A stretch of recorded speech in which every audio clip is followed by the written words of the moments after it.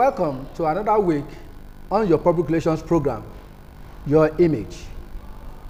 The focus this week is the continuation of our topic, youths, gender issues, and national integration. Together with me was Farouk Shita, who is now with me today. Farouk Shita is the Public Relations Officer for the National Youth Council of Nigeria, Ogun State chapter. You're welcome. Thank you very much, sir. And we have another erudite scholar here, and a founder of the Education, Gender, Youth, and Family Network, an NGO in Nigeria, Professor Helen Bodunde. You're welcome. Thank you very much, and good day, viewers. You're welcome. And still with us is the Special Assistant on Youth and Sports, Honorable Olamide Lawal. You're all welcome. Thank you, sir. Thank you. Last week, we were having a discussion on how the youth can cope with the societal changes. What has been their role in moving the nation forward? And we know that they have the energy, they have the resources, they have the capacity to do great things. And we have also listened to the special assistant who has been able to tell us what the state government has been doing to enhance them and motivate them to achieve their goals in the nation.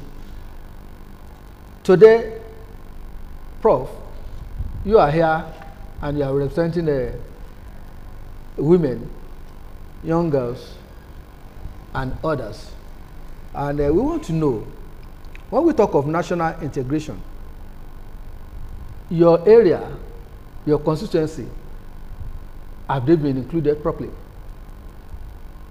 Thank you very much. I think when we consider both youth and women, we discover that you have said it, that the youth has the capacity, they have the potentials, they have the resources.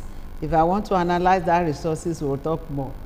And when we talk about women or the girl child, of course, they have their potentials, endowments, and with education, women are highly developed.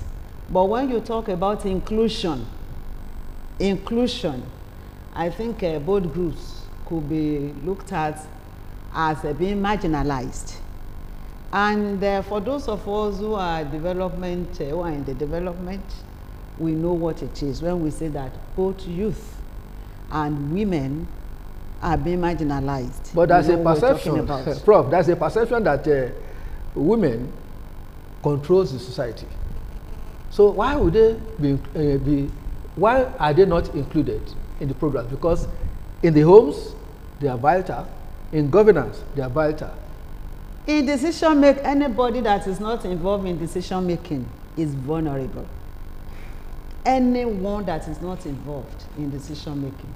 How many homes do you have women being involved in decision making, particularly in Africa? That's interesting, madam. So in decision making, when women are not involved, when the youth, the children are not involved, they are vulnerable. And when you talk of inclusion, they are not part of it. Well, I don't want to say that could be subjective because... Let me explain this. Okay. For instance, we talk of homes. When you see husband and wife, probably there is an issue and they are discussing. It got to a point and the man, oh, that's my final. I've given my final decision. Is the woman included? When you talk of the community, hardly can you have a woman to be in the meeting of the community. They call landlords, and the landlords will be and they will take decision. Women are not included. The moment you are not included in decision making, then when you talk of institutions, we talk of gender mainstreaming. That's what can bring equality. But in decisions, look at those at the the higher level. Women, you have just a token of women at that level. So there is no gender mainstreaming.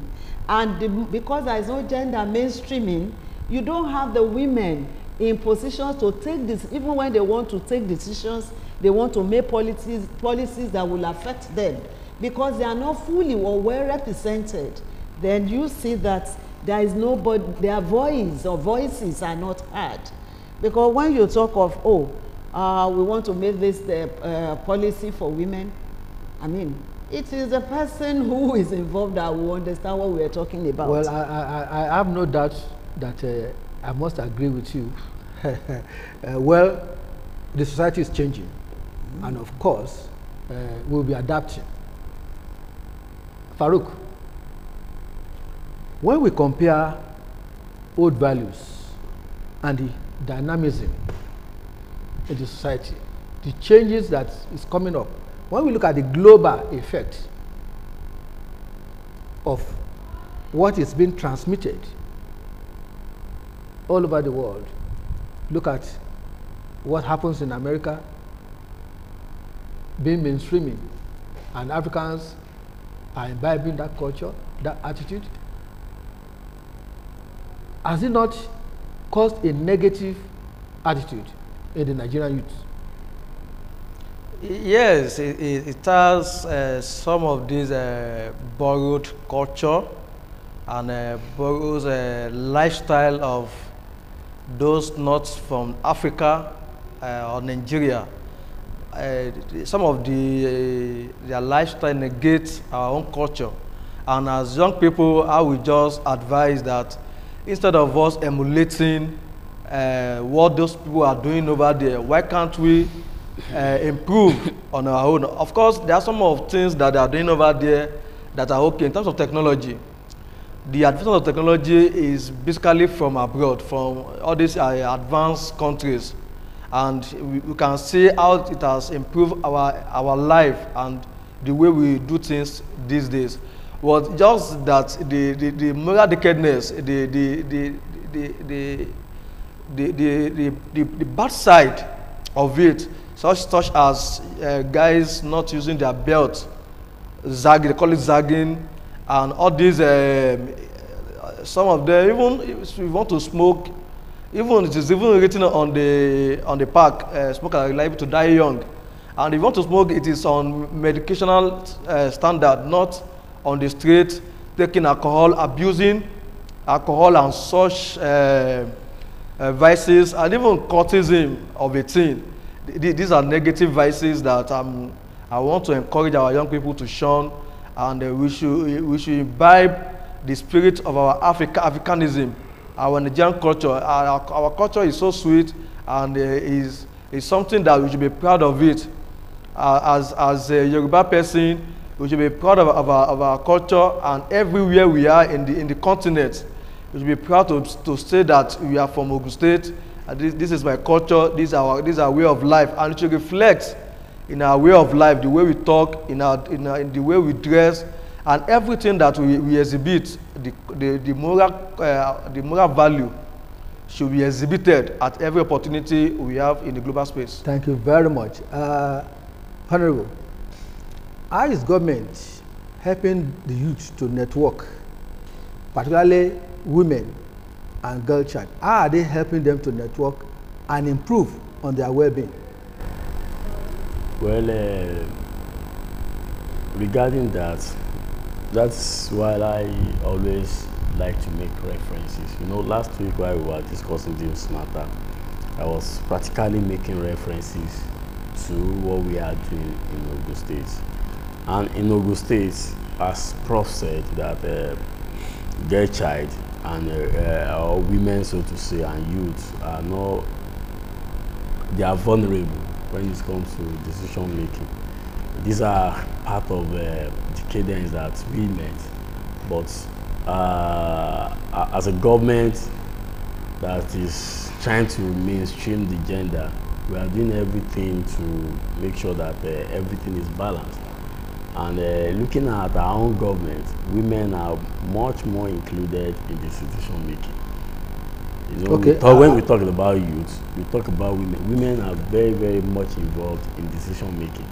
They play vital role in decision making in Ogun State today, and they are even holding very, very vital offices in Ogun State today. So Ogun State being a reference point, I can tell you that as the governor is taking care of youth, so also is taking care of women.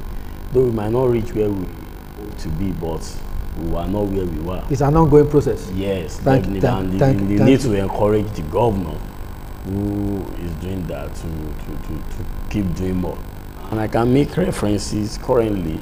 The head of service, which is the head of the civil service organization of the state, is a woman.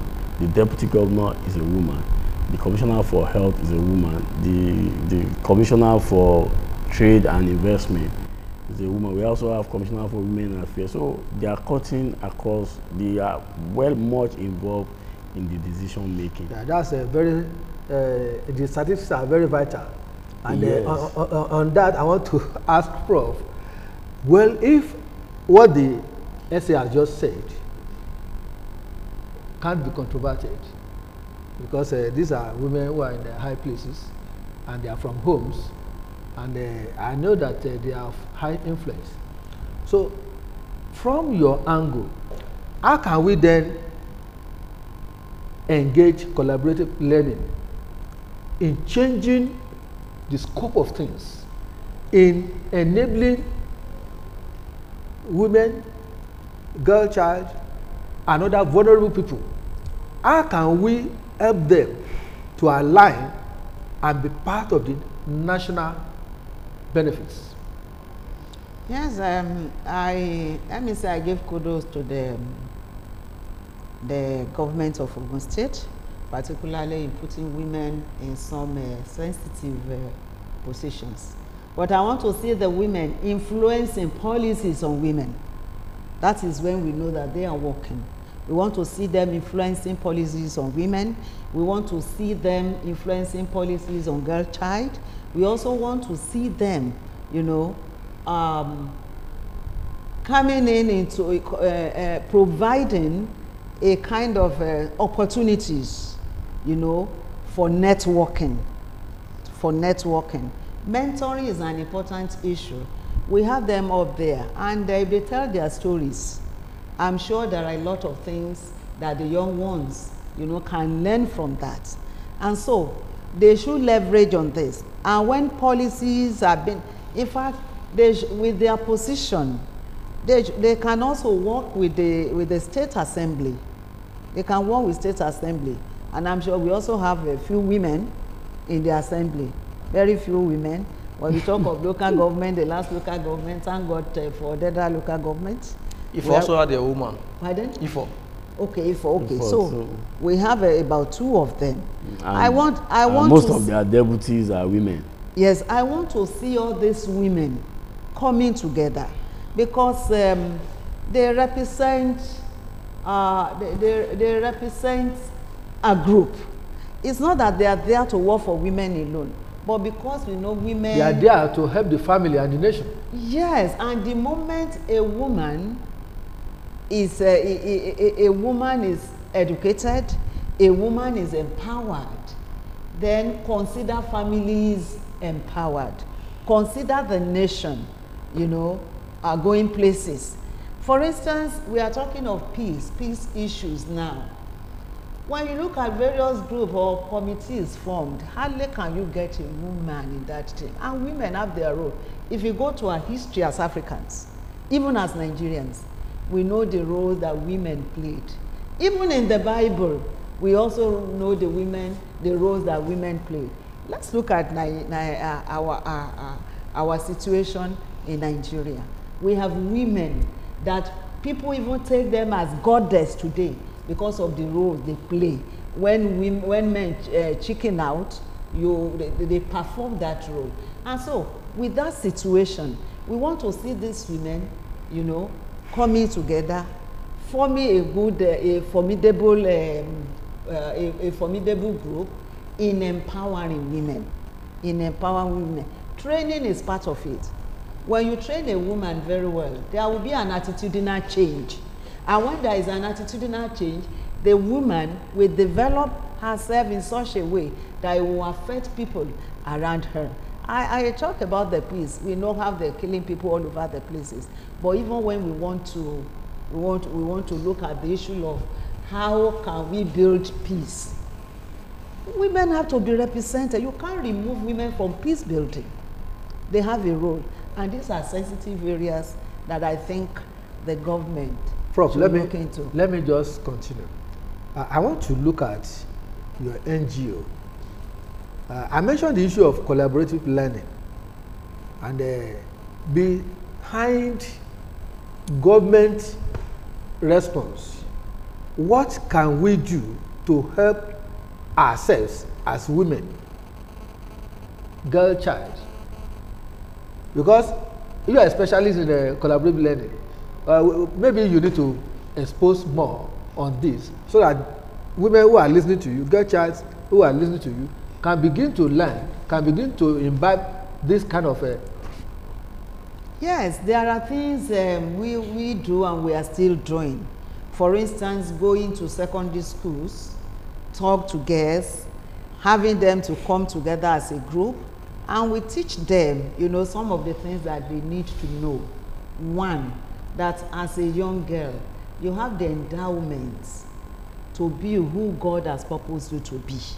And because of this, you have to work hard. So we preach that, you know, onto them. Then we know what is happening in our environment. Peace, for instance, this issue of violence. We talk to them, you must be your sister's keeper. Okay. Know what is going on. If there is any issue, talk to somebody. Talk to somebody. So there is a network, you know. Then it's not that we are talking to girls alone, even to the boys. Okay. Because when you are talking to girls alone, you are not doing anything. For instance, the violence we are talking about, from who to who? From the boys to the girls. So we also talk to the boys. These ones are your sisters. These are things you need to do to them. You have to protect them. You have to protect each other. So I think there is this need for this civic education. Okay. Civic education is very important. Okay. So we do this. We also speak to women because they have I know there are so many issues contending with women's time, you know, that maybe has prevented some of them, you know, to take care of their children. The empowerment we are talking about. You know, in the past, a woman would just sit down, the husband will go and vend, and they will bring food and the rest of that. Time has changed. But now, the man will also be expecting the woman to put something down. Okay, well, this is the school fees, so what your child will get, what you will be eating in the school and the rest of that, go and look for that. There is no way the woman will go out. And situations like that, if they are not fully organized or very organized, you see them leaving the children alone. And it takes its toll on the family. Thank you very much, Prof. Viewers, this is your public relations program. And come September 23rd, the Nigerian Institute of Public Relations will be coming up with what we call Citizens Summit for National Integration, Peace, and Security. Of course, we have come up with this program so that we can begin the sensitization. The youth sector, you are here, so we would like you to enlighten your colleagues. Yes, sir. And we also have a Prof who is representing women here. We would like to see you on board on the 23rd of September. And of course, we have reached out to government, and we know that the necessary response will come up. This is Your Image Public Relations Program on OGTV. If we are talking national integration, how do we preach this issue of national integration, peace and security to the youth? Yes, as young people, we should shun violence, we should embrace unity. The peaceful coexistence of us as a nation is very, very vital to us. And as young people, we should not take laws into our hands. We should, what is happening in the north is challenging. Although those people that are in that doing that in that act are young people, but I would say it is lack of education, because killing and destroying national assets is not the solution to whatever agitations that they might have been fighting for. So I want to charge us that we should not take law into our hand as young people.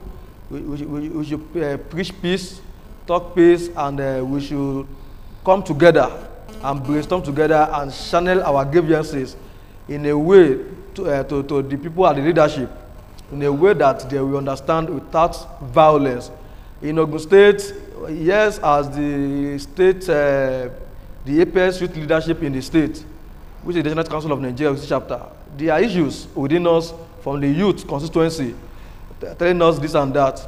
But hardly you will see the youth of Ogun State coming to the street to protest. And we have been channeling our complaints, our observations from our colleagues, which are the youth, to the government in a way that the government has also been responding in a positive way. And we are getting results. And that's why Ogun State is peaceful, and that's why Ogun State youth are not, we are not hearing any bad news. Well, as far as Ogun State is concerned. We expect that. And we are still maintaining that. We expect that you sustain that peace. We are sustaining that, sir. Thank you very much. Yes, sir. Prof.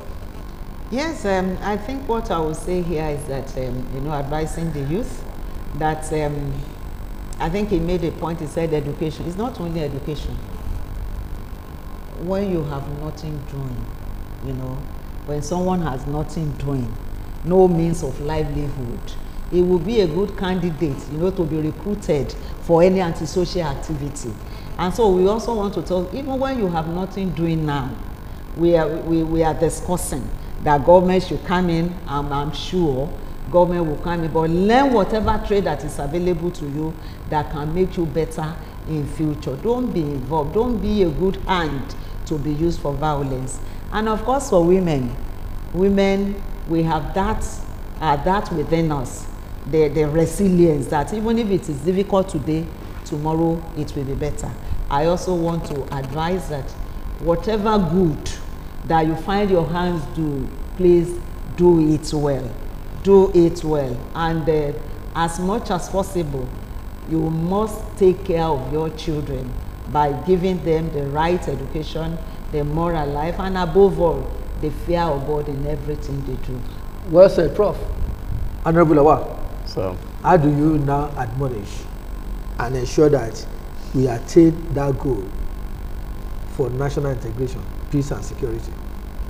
well, most of it have been said by the by Prof and the PRO of National Youth Council. What our youth needs to do is to make sure that they engage themselves in the resourceful things, and they should not be idle, because an idle hands is a devil's workshop. And also they should be ready, because most times our youth, most people, they are not ready. They are like, most times they are forcing them to do something. Though with the things that we have experienced so far in Ogun State, we see that Ogun State youth have demonstrated high capacity and commitment to national development, and we can only encourage them to make sure that they sustain that habit and shun any form of violence act, and ensure that they retain that omoluabi that we are known for. That's great. That's great. Well, you have been admonished that youth should shun violence. They should come up with skills that can advance their cause. They should vision what is good, what can grow themselves, what can grow the nation, and they should be articulate. They should shun this lazy attitude and encourage themselves to be active, to be visionary. Next week, when we come again, we'll be having another topic on your image, your public relations program. I want to thank Farouk Shita. Thank you, sir. Thank you, listeners, viewers. Prof. Thank you very much for inviting me, and thank you, viewers at home. It's been wonderful having you around. Honorable Awa. Thank you, sir, for inviting me, and thanks to our viewers too. Viewers, thank you so much for being with us all these years. Until next week, please join us. Same time, same Thursday. Bye.